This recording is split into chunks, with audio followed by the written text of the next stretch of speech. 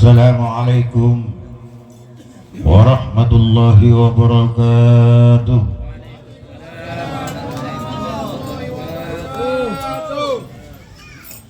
Alhamdulillahilladzi rafa'a man khafada tawadhu'an li jalalihi wa fataha al-baba liman intasaba tanasaban li ibdalihi wa jazama liman irkabara takaburan li zinatihi. Ashhadu an la ilaha illallah wa ashhadu anna Muhammadan abduhu wa rasuluhu la nabiyya ba'dah. Allahumma salli wa sallim wa karrim wa addim ala sayyidina Muhammadin wa ala alihi wa ashabihi ajma'in. Amma ba'du. Hadratal mukarramin, nahsu bidzikri ikraman wa taqdiman.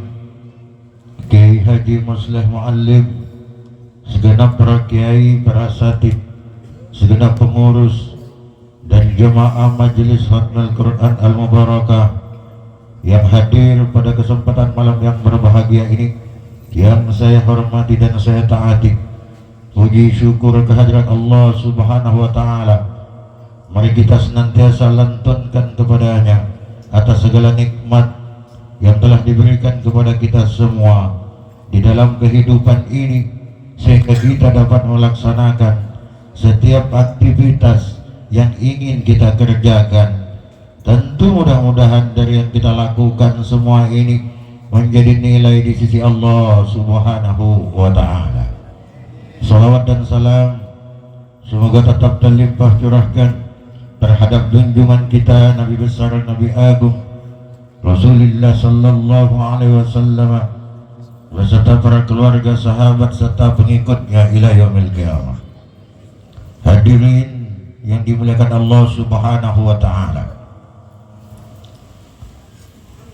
hak dan kewajiban adalah dua kata, adalah dua kalimat yang berbeda namun tidak bisa terpisahkan, karena memang keduanya merupakan satu kesatuan yang ada kaitan eratnya.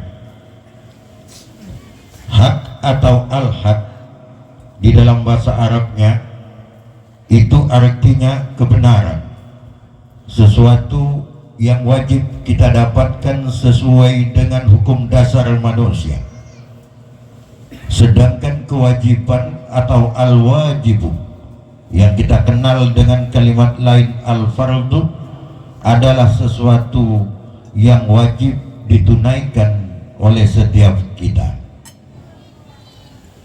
Kalau kita lihat secara kasat mata, antara hak dan kewajiban itu sangat kontradiktif karena berlawanan. Tapi kenapa tidak bisa terpisahkan? Karena setiap orang mendapatkan hak, maka di situ dia harus melakukan kewajiban. Setiap seseorang telah melakukan kewajiban, maka seseorang itu mempunyai hak terhadap kewajiban yang telah ia lakukan. Maka di dalam bahasa Arab, di dalam Islam kita mengenal antara hak dan kewajiban itu disatukan dalam satu kalimat, yaitu al-adalah. Al-adalah adalah hak, al-adalah adalah kewajiban. Ketika ada kewajiban pasti ada hak, ketika ada hak pasti ada kewajiban. Oleh karenanya manusia yang diciptakan oleh Allah Subhanahu wa Ta'ala sebagai makhluk paling sempurna di dunia, pun demikian Allah kemudian juga melindungi hak-hak dan kewajiban yang dimiliki oleh manusia itu. Makanya ketika ada hak yang tak tertunaikan, dia harus mengemban risiko.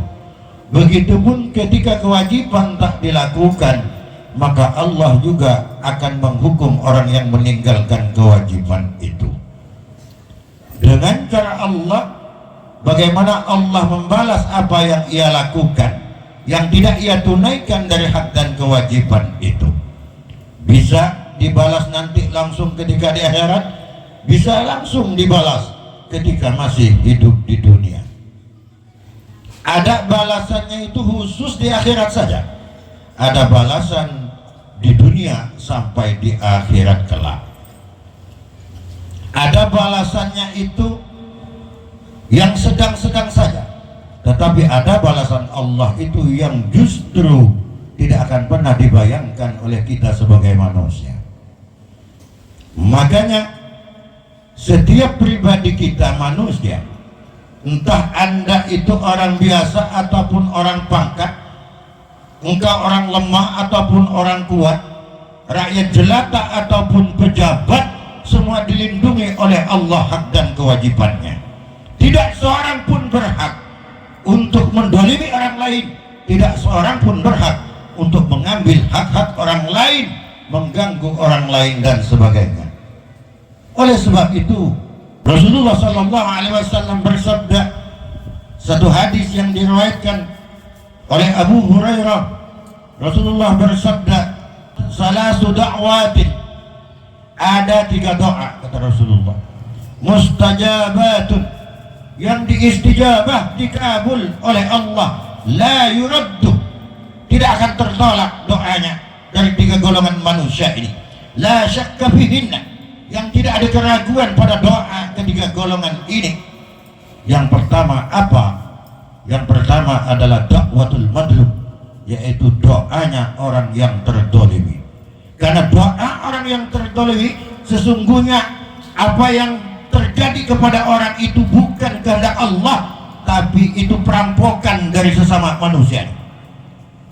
Karena itu perampokan dari sesama manusianya, penganiayaan dari sesama manusianya, maka Allah akan membalas tunai terhadap apa yang ia lakukan, tidak menunggu di akhirat. Karena orang yang terdolimi doanya itu diistijabah, dikabul oleh Allah Subhanahu wa ta'ala.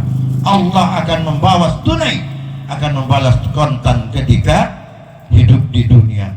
Maka zalim, perbuatan zalim, aniaya kepada orang lain, itu sangat dilarang di dalam Islam, dan bahkan termasuk salah satu dosa yang besar nanti di hadapan Allah Subhanahu wa ta'ala.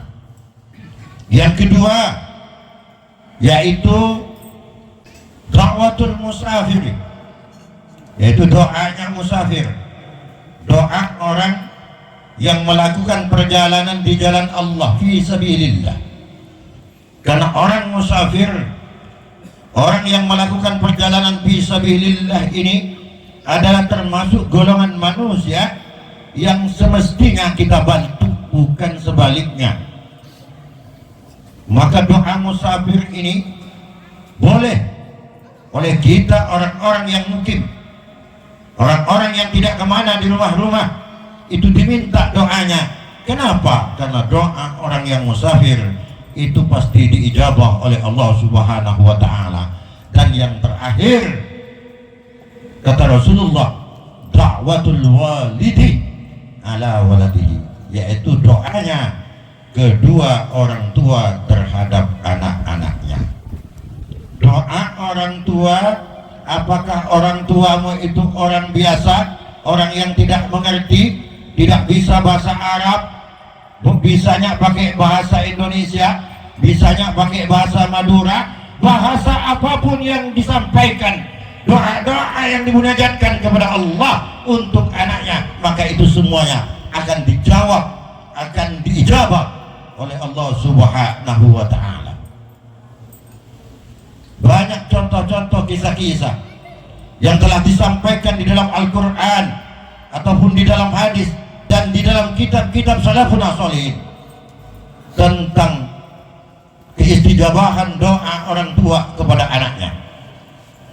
Salah satu dari contoh yang akan saya sampaikan pada malam hari ini, malam yang berbahagia ini, adalah satu kisah yang diceritakan di dalam kitab Irsyadul Ibad, petunjuk bagi para hamba, yang dikarang oleh Asy-Syaikh Al-Imam Zainuddin Ibn Abdul Aziz Al-Malibar Al-Hindi, halaman 155 sampai 156 Syekh Zainuddin bin Abdul Aziz mengisahkan tentang kisah satu pemuda. Tatkala Nabi Sulaiman yang telah merasa bahwa dia begitu banyak mendapat kenikmatan dari Allah, dia merasa bahwa dialah orangnya yang paling banyak mendapatkan nikmat dari Allah Subhanahu wa Ta'ala. Kemudian Allah menurunkan wahyu kepada Nabi Sulaiman, "Hei Sulaiman, kamu datang ke tepi pantai dengan pasukanmu.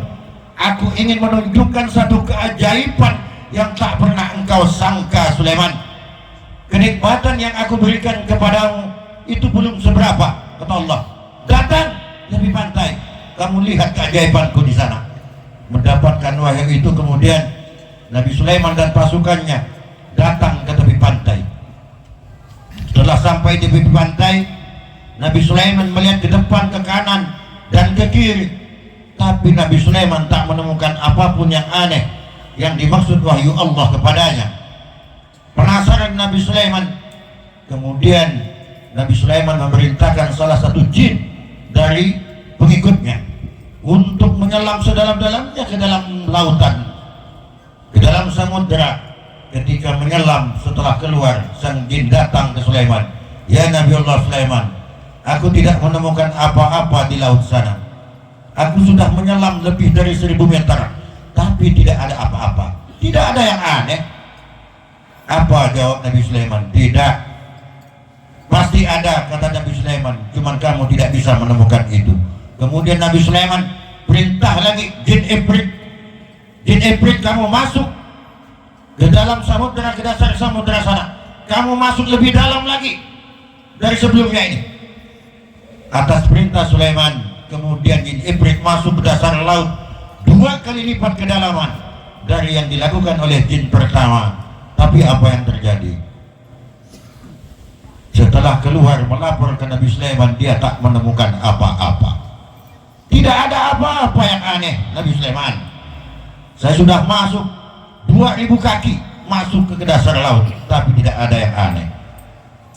Nabi Sulaiman makin penasaran, karena tidak mungkin wahyu Allah bohong. Kemudian Nabi Sulaiman perintahkan salah satu menterinya, yang menterinya itu seorang waliullah yang doanya tak pernah ditolak oleh Allah Subhanahu wa Ta'ala. Siapa? Dialah Asy-Syaikh Al-Imam Asib Barkhia namanya. Asy-Syaikh Al-Imam Asib Barkhia ini diabadikan oleh Allah di dalam surat An-Naml ayat 40 di dalam Al-Quran. "Innal ladina indahu ilmun minal kitab ana atika bihi qabla ayyartadda ilaika tarfu."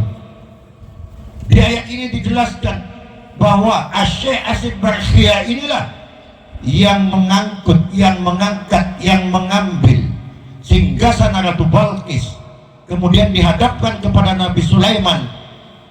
Kecepatan saat ia mengambil singgasana Ratu Balqis itu hanya tak sampai sekedipan mata saja. Nabi Sulaiman belum selesai berkedip, singgasana Ratu Balqis telah ada di depannya. Yang kemudian Ratu Balqis yang dalam satu riwayat itu merupakan dari salah seorang jin, itu kemudian menjadi salah seorang istri dari Nabi Sulaiman. Apa yang dilakukan oleh Asib Barkhia? Dia tidak menyelam sebagaimana jin sebelumnya.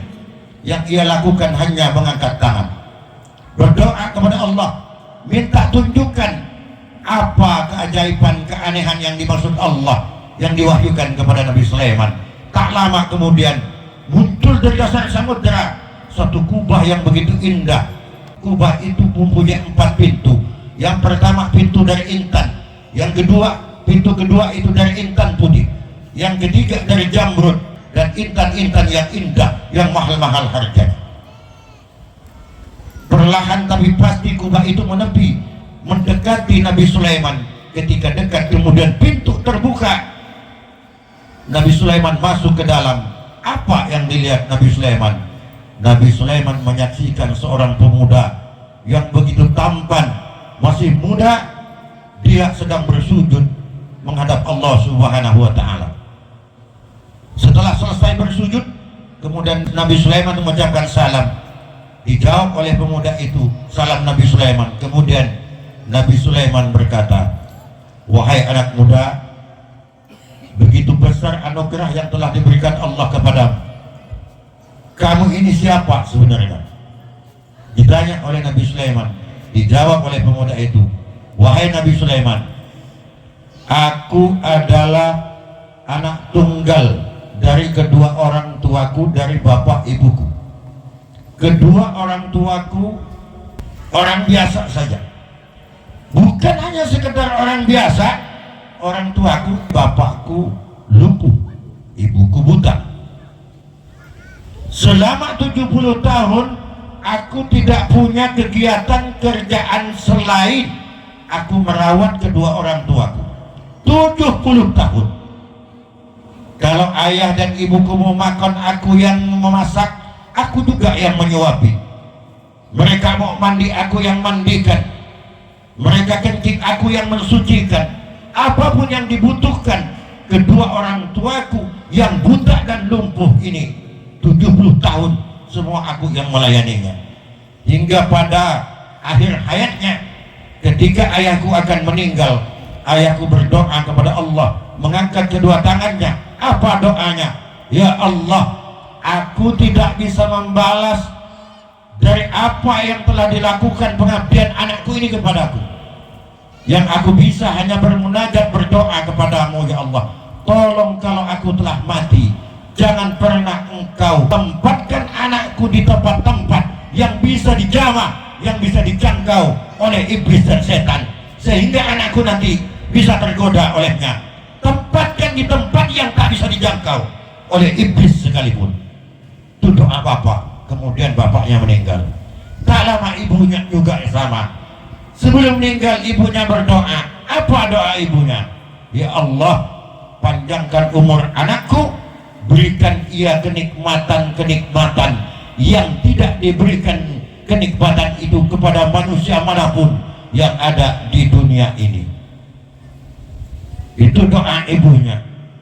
Setelah kedua orang tuanya meninggal, dengan perasaan sedih sang pemuda datang ke tepi pantai. Tiba-tiba datang kubah itu mendekat, terbuka. Ketika pemuda itu masuk ke dalam kubah itu, kemudian kubah tertutup, dibawa oleh malaikat ke dasar samudra, hingga pemuda itu tinggal di dalam kubah itu.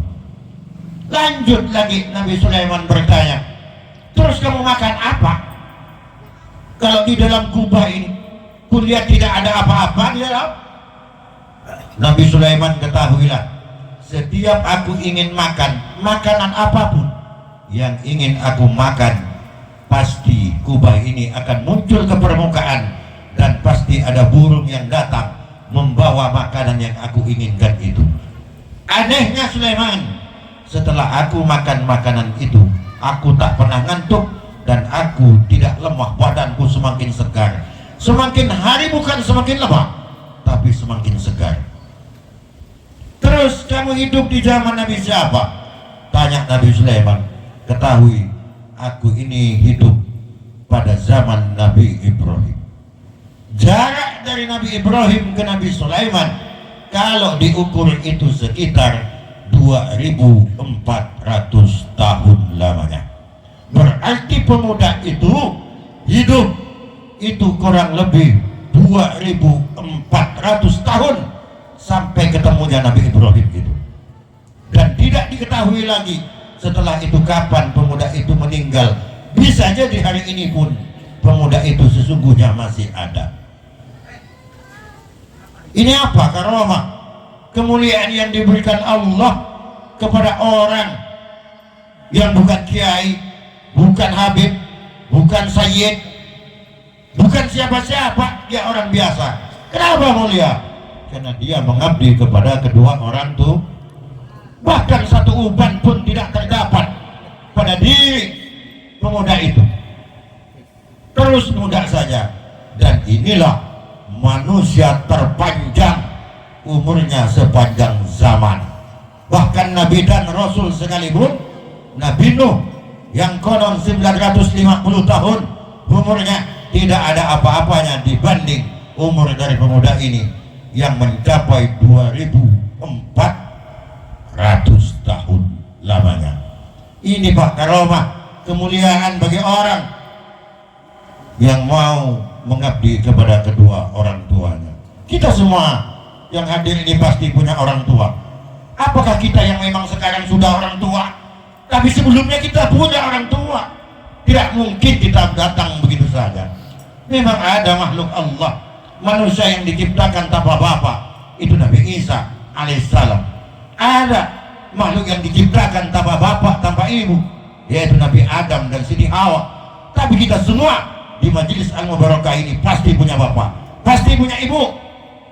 Maka yang masih hidup, silakan manfaatkan waktu kesempatan yang diberikan Allah. Kalau sudah tidak ada, jangan pernah lupakan untuk mengirim Fatihah, Yasin dan doa terbaik Anda, terutama ketika kita berada di majelis Al-Mubarak. Karena di Al-Mubarakah ini kita menghatamkan Al-Quran. Tak maturan ke saja.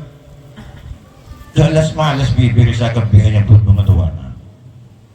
Kita akan modal kebi kencerna depak kenyang lempo. Keluarga kita sebeda di dalam kubur itu lempo Pak, mun kita kira itu. Sebut kayaknya itu saja. Mun sedang oning pengetahuan anak mbana biasa sering meturun nikah. Oning ke mbana to. Kapan jujuk ke atas empang ke atas tahun ini tak tahu. Kata mbana tak tahu. Tahun cuma nemban. Sare Pak, mencari nasab itu wajib, tapi bukan untuk dibangga-banggakan. Kita mencari nasab itu wajib, mulai jelas kita keturunan Serang itu dalam rangka tabarrukan. Jadi itu keramat hidup Pak Rentua itu. Keramat hidup. Silakan sampai ke Tanjung Pura pen malam. Tiap malam silakan ke Tanjung Pura. Silakan keramat 7, keramat 9, keramat Ma'bendi. Kalau perlu jangan pulang. Tapi itu tak perlu Anda lakukan. Kalau yang di rumah Anda tinggalkan. Kalau Anda tak peduli orang tuanya udah kenyang apa belum, kalau tak peduli orang tuanya sehat apa tidak, tak perlu Pak. Kenapa?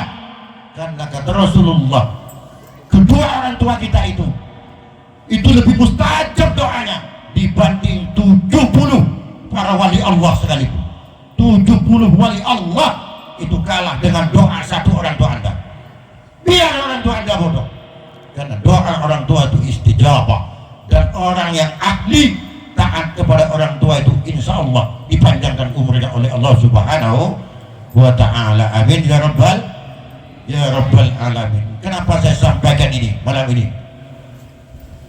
Agar ini penyakit ini tidak terjadi kepada jemaah Al-Mubarakah. Banyak di luar sana, banyak di luar sana orang tuanya begitu terhina, tidak dihargai oleh anak-anaknya, seolah-olah dia tidak pernah keluar dari rahim ibunya, seolah-olah dia begitu saja ada. Banyak di luar sana. Bahkan jangan heran kalau di zaman akhir ini ketika seseorang punya orang tua yang sudah rentak, sudah tua, dia tidak sanggup untuk memeliharanya, justru dipindah ke panti jompo Pak. Na'udzubil. Jangan sampai terjadi ke majelis Al-Mubarakah ini. Amin ya rabbal. Mudah-mudahan kita dilindungi oleh Allah Subhanahu wa ta'ala, tetap diistiqomahkan dalam ketaatan, taat kepada orang tua, kepada guru, kepada Allah dan Rasulnya, sehingga kita adalah termasuk umatnya Rasulullah yang tidak hanya dicintai oleh Rasulullah tapi juga dicintai oleh Allah Subhanahu wa ta'ala. Dan mudah-mudahan kita nanti menjadi umat yang menjadi penghuni surganya Allah Subhanahu wa ta'ala. Amin ya rabbal alamin. Demikian yang dapat saya sampaikan. Ihdinas siratal mustaqim wal afu minkum. Wassalamualaikum warahmatullahi wabarakatuh.